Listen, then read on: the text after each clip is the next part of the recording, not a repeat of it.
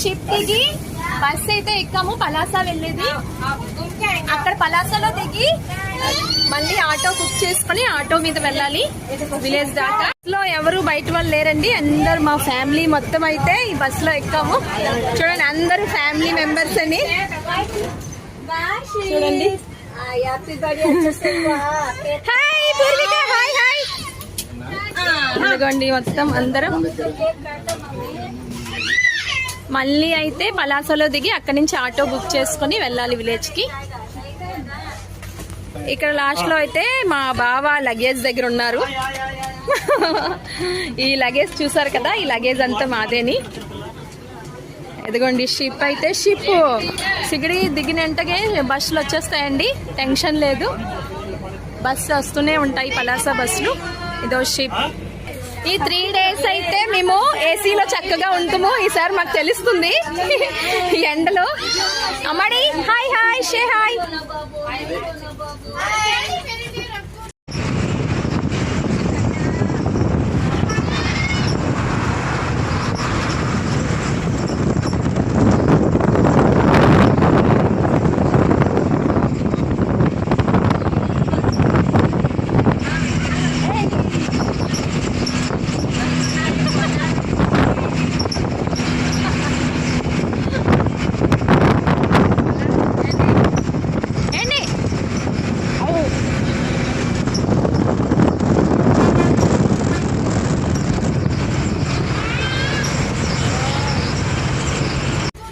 Visakhapatnam international cruise terminal.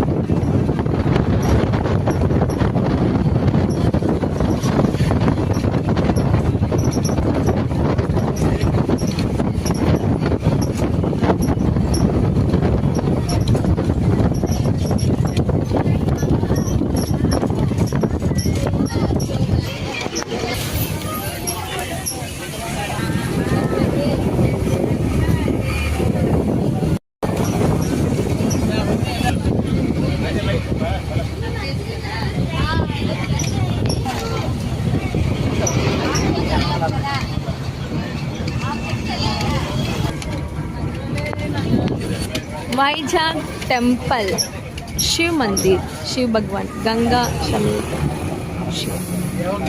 Beach, Vizag beach.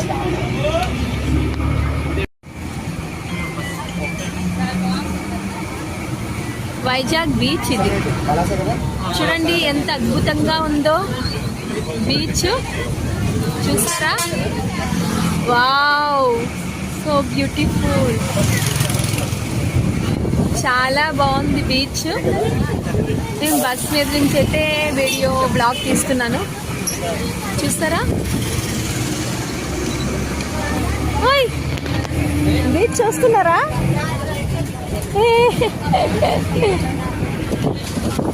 Zoom చేస్తున్నాను, దగ్గర నుంచి అనిపిస్తుంది. స్టాచ్యూస్ ఉన్నాయి మధ్య మధ్యలో, చాలా అద్భుతంగా ఉన్నాయి. దుర్గమ్మ దేవి టెంపుల్, దుర్గాదేవి. చూడండి చూడండి స్టాచ్యూస్ ఎంత బాగున్నాయో. వావ్ శ్రావ్య వాదేకోమ్మా. వావ్ ఏ బేబీ ఎక్కడ చూడు శ్రావ్య ఎంత బాగుందో. వావ్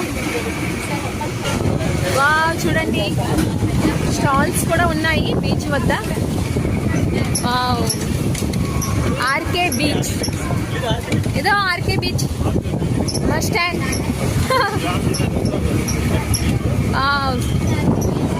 వైజాగ్ కోకోనట్ ప్లాంట్స్ చూసారా బీచ్ మధ్యలో పక్కనే ఎలా ఉన్నాయో చాలా అందంగా కనిపిస్తున్నాయి. కెరటాలు చూడండి, చాలా కెరటాలు.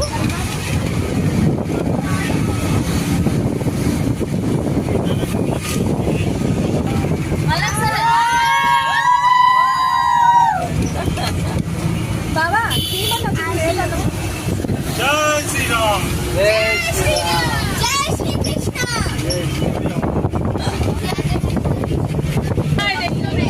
Wow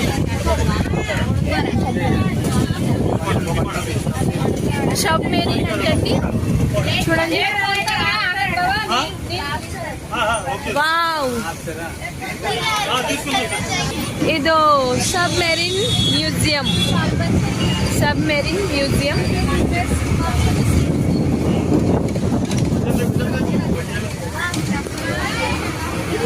greater Visakhapatnam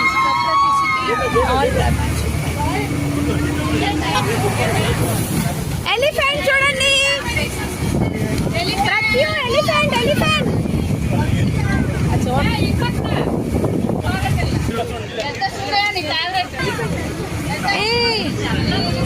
Alluri Sitaramaraju.